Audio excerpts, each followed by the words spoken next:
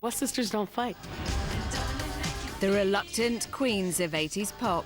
Well, a lot of men you'd find now that worked with us in the past would say that we were very difficult. The girl group. Before the 80s, girl groups were groomed like a beautiful pony. But in 1982, a British group came along who kicked down the stable door.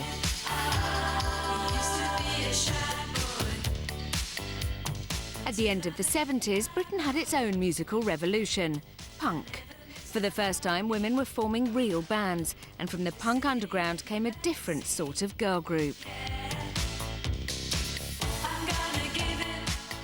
The great thing about Bananarama is they always had that, you know, that fuck-off attitude, which I really liked. You can imagine they were drinking together at the pub in the day, and then they're on top of the pops at nighttime, you know. They were real. The energy and the chemistry between the three girls wasn't made up.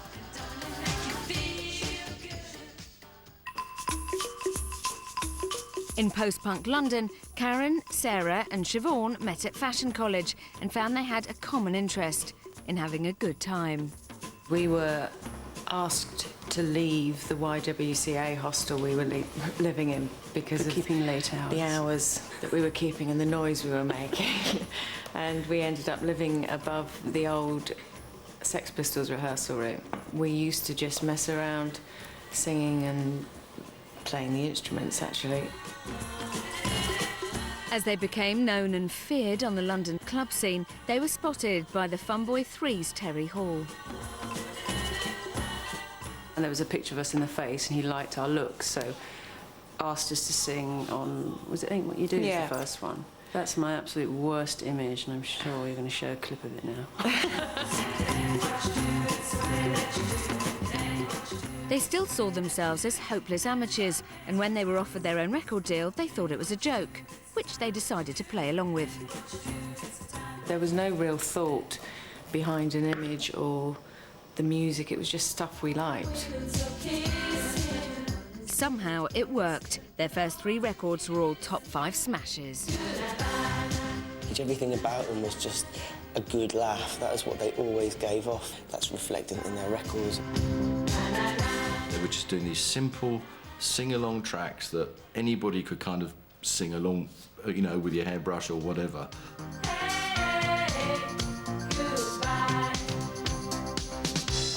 Their dress sense was amazing. And because they always made their own things or bought stuff out of second-hand shops or customised it, they looked very unique and individual.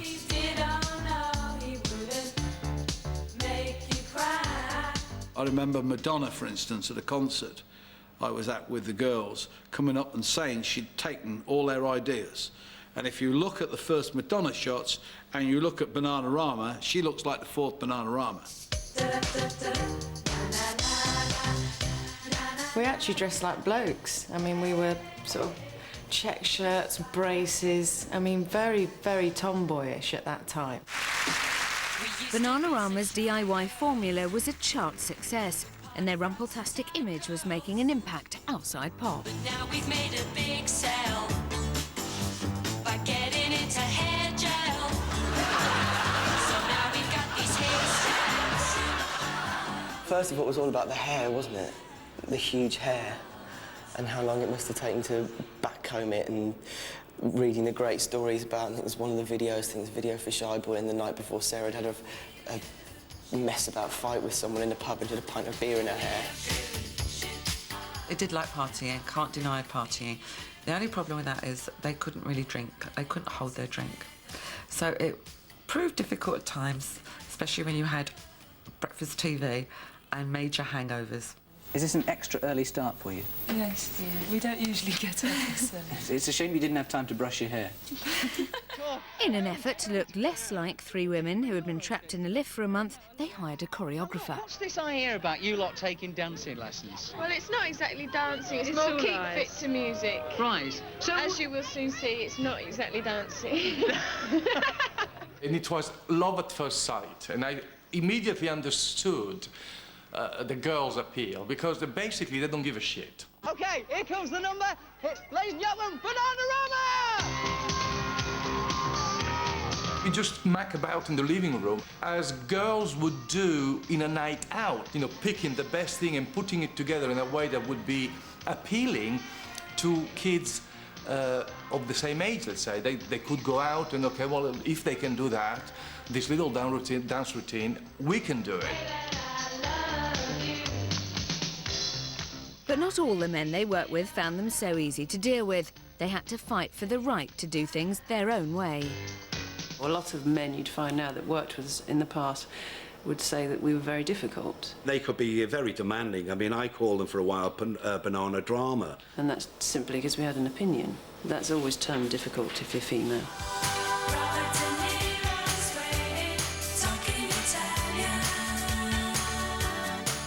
We were writing music and making songs, and yet they treated us as if we were three idiots. And that's part of their own problem, you know, because they, you know, when you see them on TV and stuff, they'd always be falling around laughing. They didn't take themselves seriously.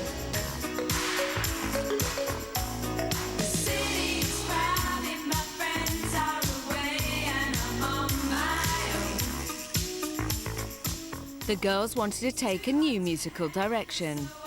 Writing, they wanted to get very serious about writing about drugs and issues in Ireland and etc. And the fun felt like it had gone out of the group and the situation.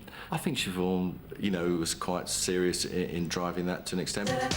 We probably went too far the other way, you know, started trying to write really pretty pop songs but with a hard-hitting political message. They were never going to be the Smiths, but they still wanted to voice their opinion. They rallied to a number of 80s causes, including anti-sexism campaigns. We don't try and be sort of particularly sexual or anything like that. No, we're just normal girls. But the attempt to be more serious flopped with the public. They went 2 years without a top 20 hit. There was only one place for the Bananas to go. Back to pop.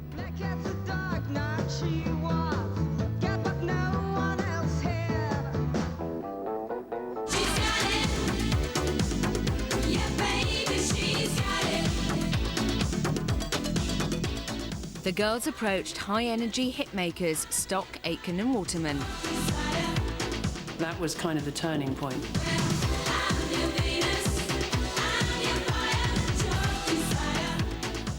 Pete Waterman saw Bananarama as a modern version of a classic template. What I wanted to do was take Bananarama back to being the Supremes.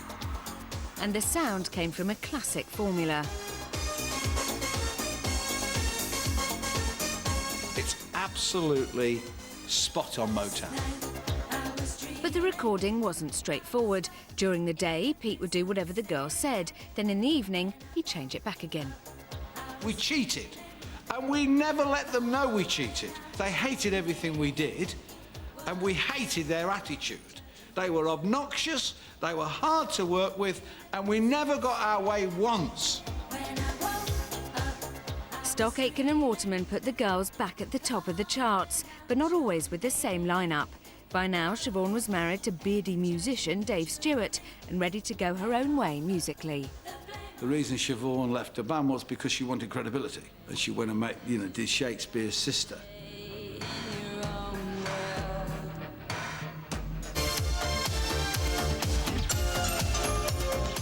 But Bananarama continued with a new member. They would say that they wanted to carry on as a duo, and the record company had said, look, Bananarama is perceived as 3 people. In 1990, having run out of mates who could sing a bit, Bananarama finally did become a duo. Their run of hits has continued, earning them a place in the record books as the most charted girl group in history. They had 2 hit singles last year, and they started in 1981. That's like 25 years, oh my God, you know. It's quite impressive. Somehow, the duo's never been quite the same as the classic girl group, but at least they're still here. 80s girl groups had big skirts